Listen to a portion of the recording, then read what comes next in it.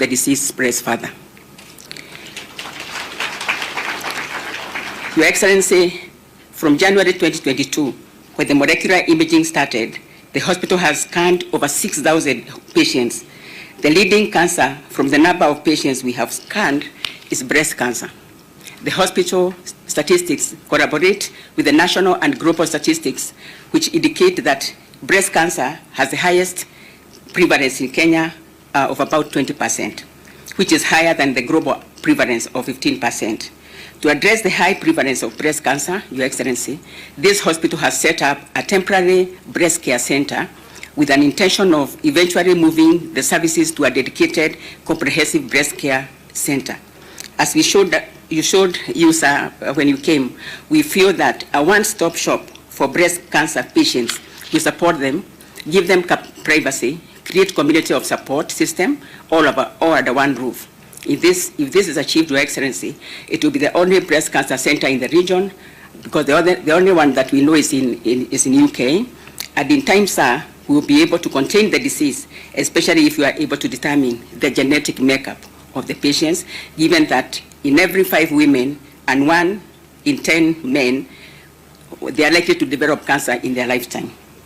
The construction and equipping of the Comprehensive Breast Cancer Center, Your Excellency, will cost about 1 billion shillings, and we request your government to support the actualization of this vision for dealing with the breast cancer cases in our country.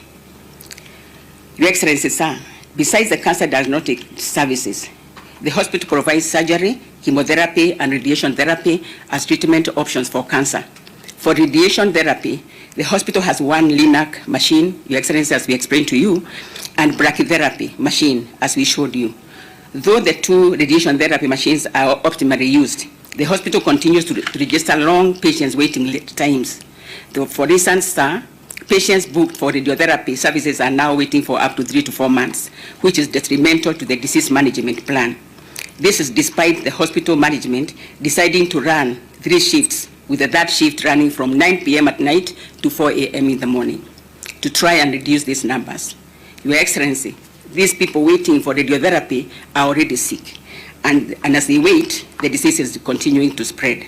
Your Excellency, as we informed you while we were at the radiotherapy area, the hospital has a ready banker for the 2nd LINAC machine.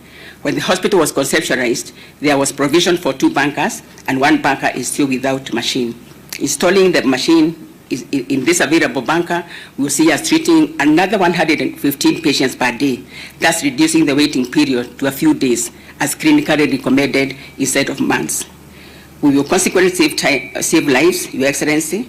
The LINAC machine, which we have requested through our ministry, cost about 300 million, and though expensive, it will help save the waiting period and reduce mortality for these people who are sick and they cannot access treatment. As you have seen, sir, the CyberKnife is ready to start treatment since it is stored and fully functional. After today, Your Excellency, actually, engineers will undertake the final testing, undertake the soft run and the dry run, and in 2 weeks' time, the CyberKnife services will commence with treating the first patient.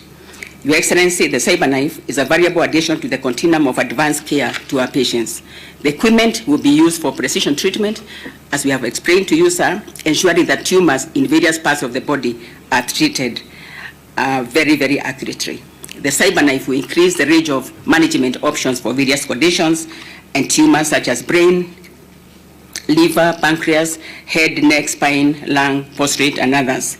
It will be a valuable, painless alternative to conventional surgery for a variety of cancerous and non-cancerous tumors. Given that the molecular imaging services we described earlier available in this public facility, the country has continued to make critical savings from would-be outbound medical tourism.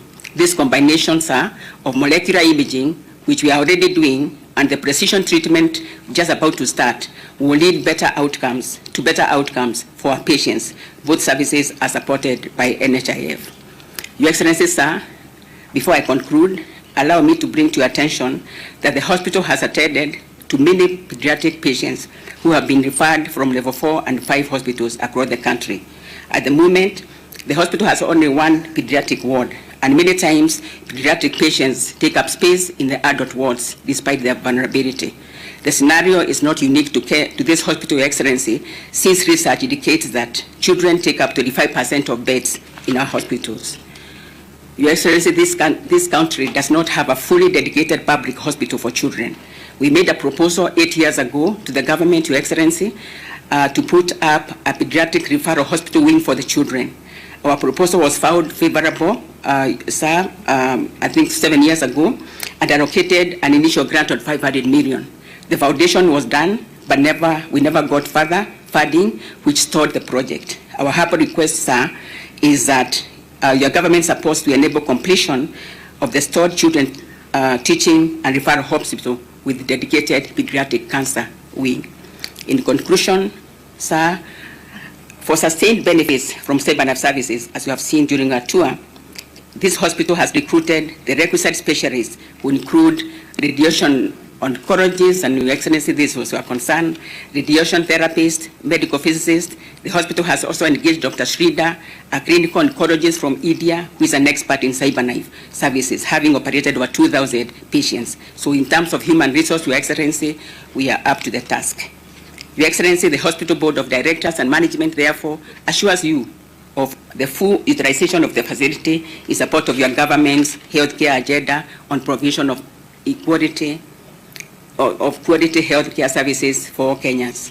With these few remarks, Your Excellency, allow me to invite one of our key guests today, Honorable Martha Koome, our Chief Justice of Kenya and President of the Supreme Court, to make her remarks.